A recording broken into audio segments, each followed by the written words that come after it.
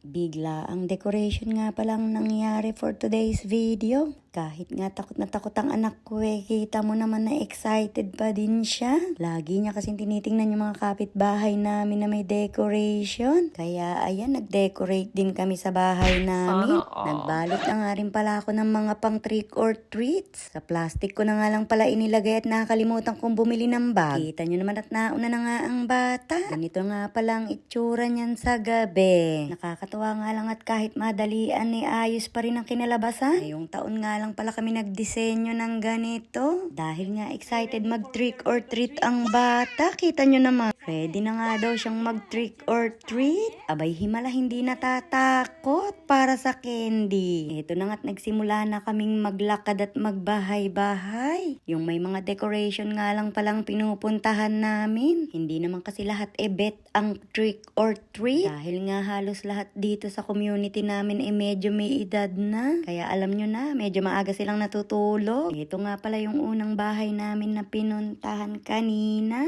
Tuwang-tuwa nga yung anak ko at see you next time pa daw. Ito na nga pala ang lahat ng candy na na-collect niya. Kita nyo naman kung gaano kasaya ang bata. Yun lang. Salamat!